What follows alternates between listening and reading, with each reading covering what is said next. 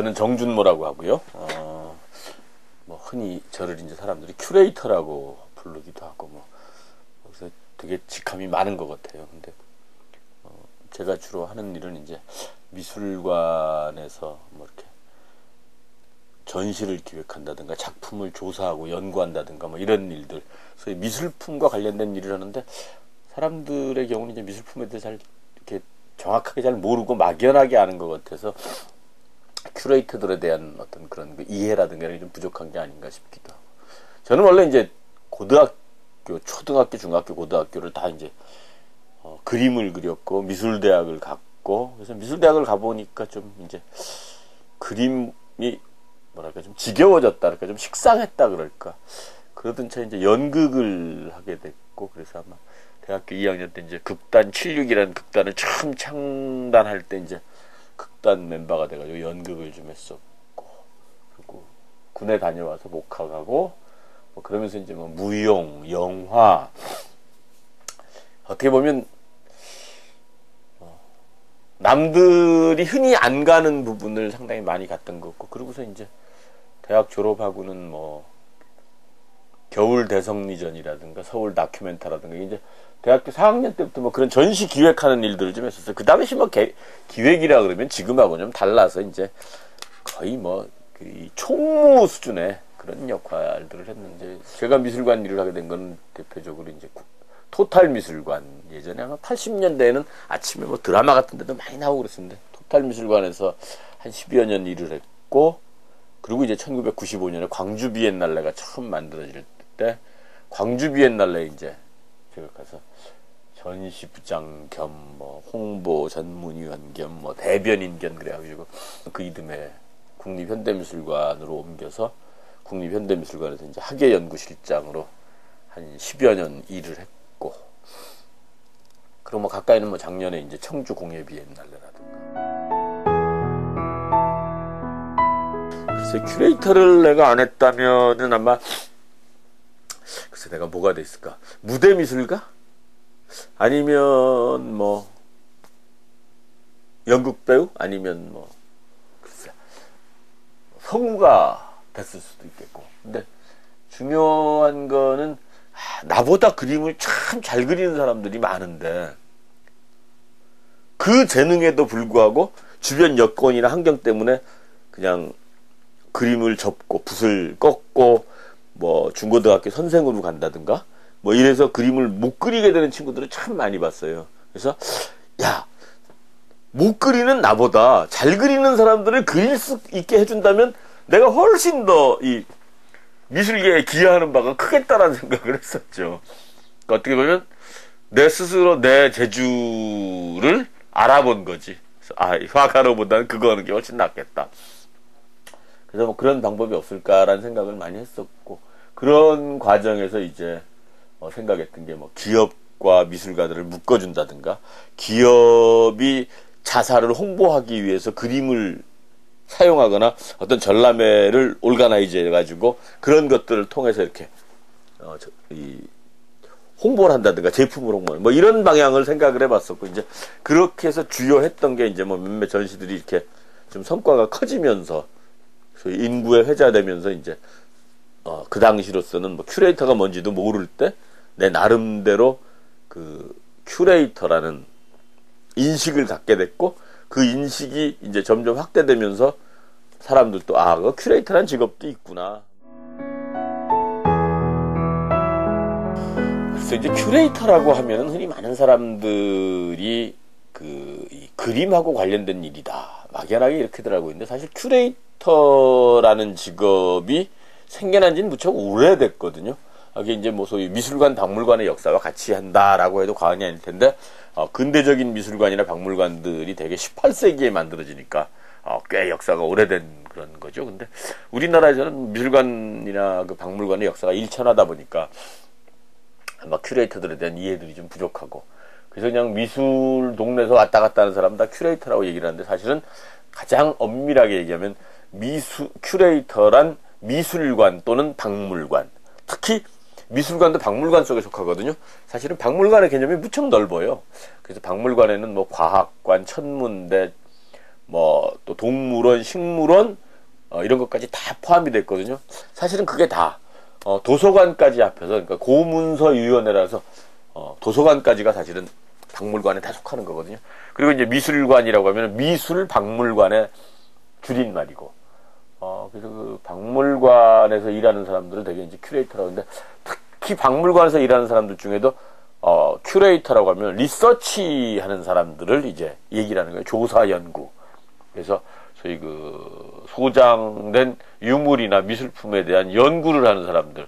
그래서 이제 되게 큐레이터들의 경우는 미술사 관련 학위하고 뮤지올로지라서 박물관학 학위 두 가지를 가져야 큐레이터가 될 수 있다고 흔히들 얘기를 하죠.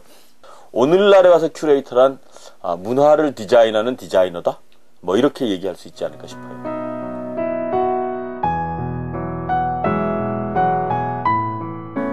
큐레이터의 역할은 상당히 많죠. 아주 넓기도 하고. 그래서 그 미술관이나 박물관이 어떤 목적을 가지고 움직이느냐에 따라서 이제 큐레이터들의 역할들이 달라지고, 또 그 박물관, 미술관들이 어떤 일들을 하느냐에 따라서, 또 어느 시대에 중점을 두느냐에 따라서 이게 다 다르거든요. 유물의 내용이라든가, 예를 들면 악기 박물관 같은 데서는 악기, 음악사 이런 게 중요하겠고, 뭐 이제 각각 달라지는데, 되게 오늘날의 현대미술이라는 측면에서 봤을 때의 큐레이터의 역할이라는 것은 매개자의 역할이다라는 생각을 해요.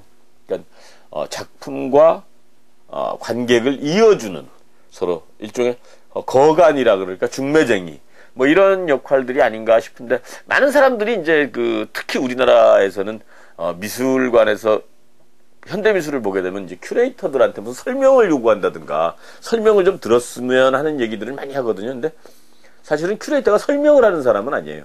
그리고 큐레이터의 설명이라는 거는 그 사람의 입장에서 본 그림에 대한 얘기지 내가 보는 입장은 아니다 말이죠. 근데 중요한 것은 그 그림의 작가가 무엇을 담느냐가 중요하거든요. 바로 어떤 작가가 무엇을 그렸든 간에 이 물잔 속에 담겨 있는 거예요. 물잔의 모양은 달라지지만 이 물잔에다가 예를 들어서 커피를 하면 커피잔이 되는 거고, 술을 마시면 술잔이 되는 거고, 예를 들어 주스를 마시면 주스잔이 되는 거죠. 물론 통념상 주스잔 따로 있고 커피잔 따로 있고 뭐 이렇게 있지만 뭘 부어도 이건 달라질 수 있다는 거죠. 그러니까 내가 보는 사람이 그 그림에다 무엇을 담느냐에 따라서 그 그림의 의미가 달라질 수 있다는 거거든요. 근데 많은 사람들이 그 어떤 그림을 보면서 거기에 작가의 의도가 있거나 아니면 작가가 뭔가 메시지를 주고 있다고 생각을 하는데, 그리고 그것을 알아맞히려고 하거든요. 근데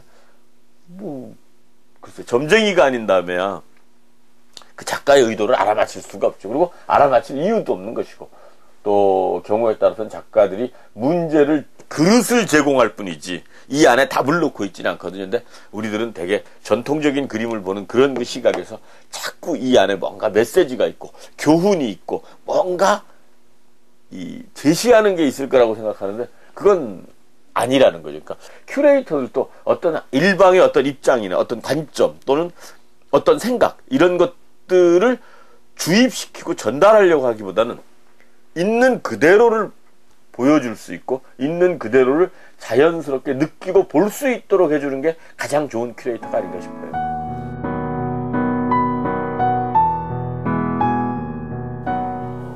큐레이터란 이제 자기가 어느 분야에서 일을 하느냐에 따라 다르거든요. 그러니까 뭐 아까도 처음에 얘기했지만 박물관에서도 뭐 고고학 쪽이냐 금속이냐 목재냐 그림이냐 이런 것처럼 현대미술과 현대라는 어떤 이 시대적 관점에서 본다면은 큐레이터들에게 저는 무지무지하게 많은 독서를 하라고 권하고 싶어요. 특히 자기가 일하는 외에 다른 분야의 책을 좀 많이 보라고. 그래서 세상을 넓게 보는 안목, 그리고 그 넓은 시야 속에서 본인만이 볼 수 있는 키워드들을 끄집어내서 그것을 중점적으로 제시할 수 있는 그런 그 큐레이터가 되라. 그래서 인문학적인 배경이 상당히 넓은 그런 걸 좀 강조를 하고 싶고, 특히 그 큐레이터들이 하는 일 중에는 불특정 다수들이 뭔가 나에게 말을 걸고 또 말을 듣고 싶어서 오기 때문에 그들의 언어로 얘기할 수 있는 다양한 이 루트를 찾아라. 그러니까 초등학생한테는 초등학생의 용어로 얘기를 해주고, 인문학자한테는 인문학자한테, 수학자한테는 수학처럼 얘기를 해줘야 서로 의사소통이 되거든요. 특히나 우리들에게는 일상화되지 않은 미술, 현대미술, 예술이라는 것을 설명하기 위해서는, 또 그것을 가지고 그것을 주제로 얘기를 하기 위해서는 그네들의 언어를 많이 알아야 된다는 생각을 해요. 그래서 상당히 큐레이터에게는 폭이 좀 넓은 다양한 독서, 이게 중요하다는 생각을 해요.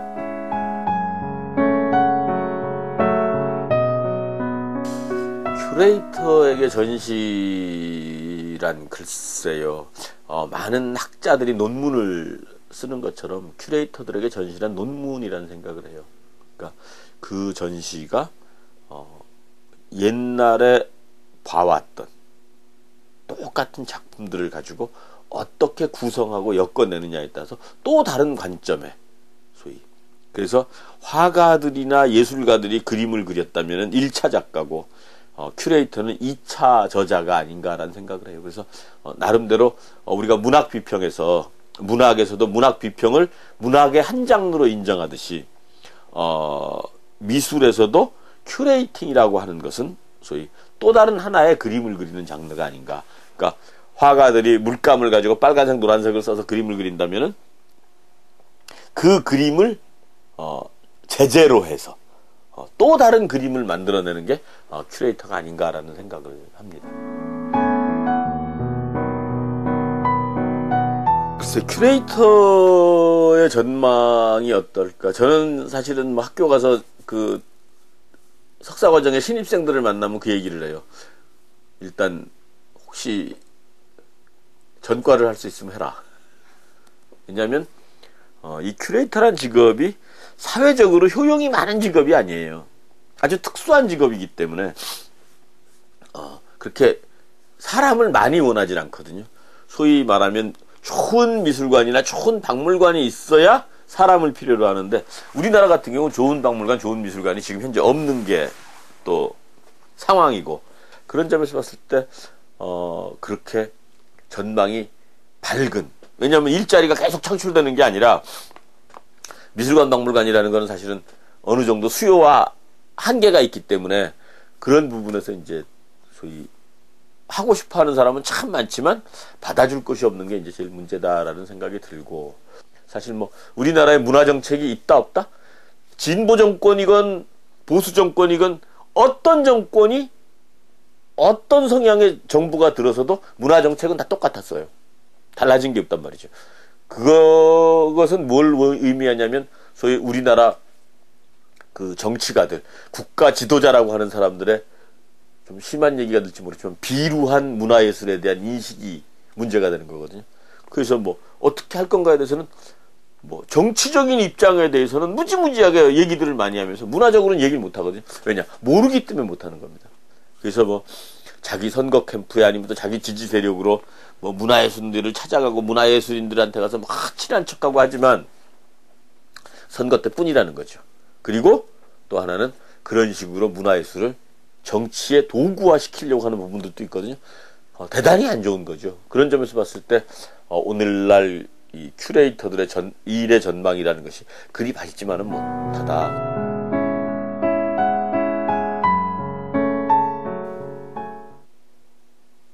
글쎄요, 많은 사람들이 일반적으로 미술에 대해서 관심이 있다 그래요.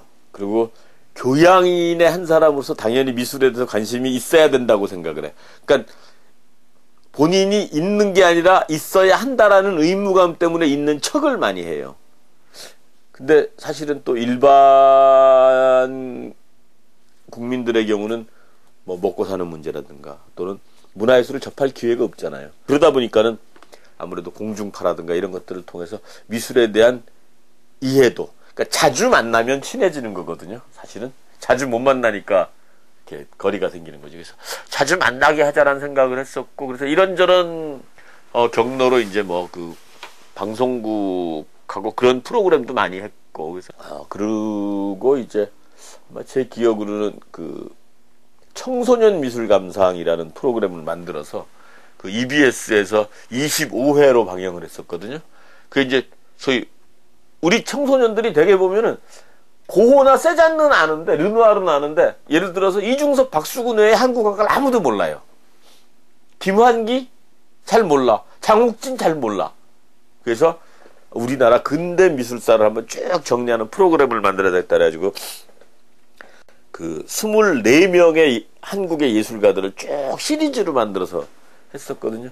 방송을 라디오 프로그램에서 또 이제 클래식 프로그램, 예전에 그 CBS FM, 지금도 있는 것 같은데, 아름다운 당신에게란 프로그램을 내가 좀 했었거든요.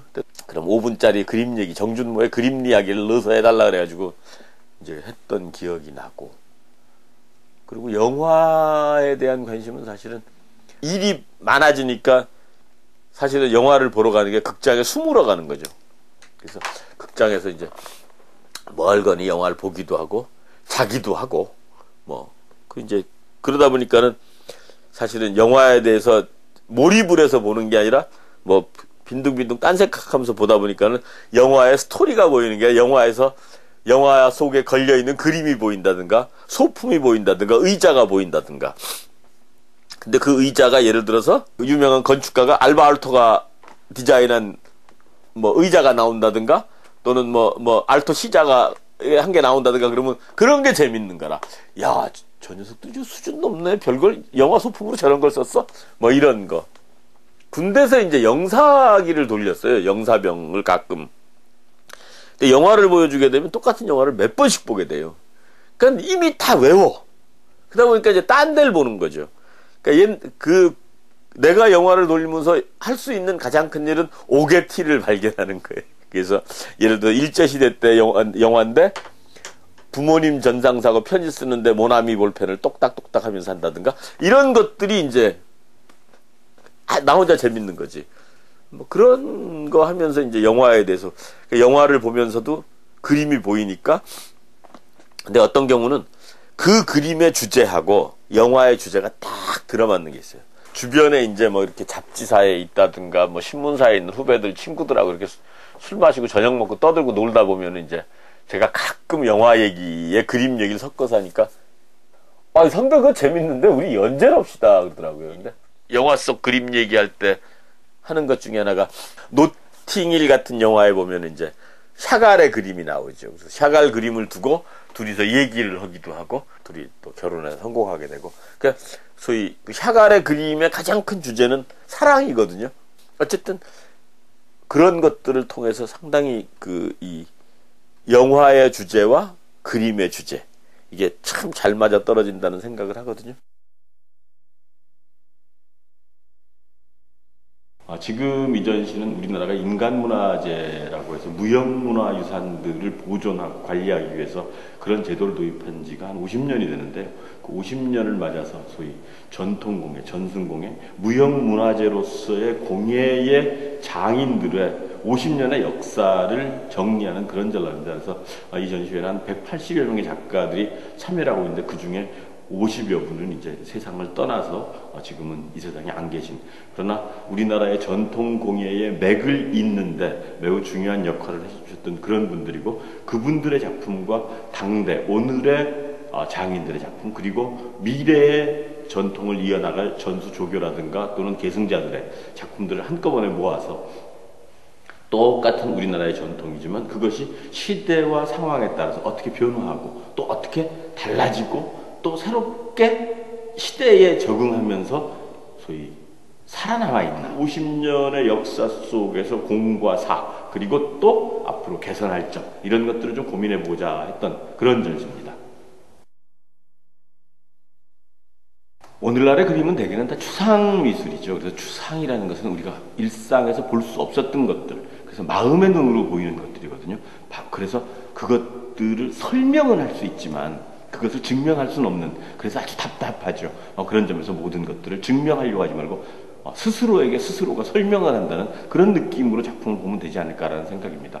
특히 많은 사람들이 제목이라든가 또는 작가의 이름, 이런 것들에 천착해서 그것이 어떤 것을 함의하고 있는가 이런 데 관심을 갖는데, 그러기보다는 보이는 그 자체 그대로 그리고 오늘 보는 것과 내일 보는 것이 또 다르고 아침에 보는 것과 저녁에 보는 것이 다르기 때문에, 그리고 평론가들이나 전문가들이 써놓은 설명문에 너무 구애받을 것 없다. 왜냐하면 그것은 그들의 관점과 그들의 미학과 그들의 삶의 태도를 통해서 본 하나의 단견일 뿐이지 그것이 일반적인 것은 아니고 보편적인 것도 아니기 때문이다 라는 말씀을 드리고 싶습니다.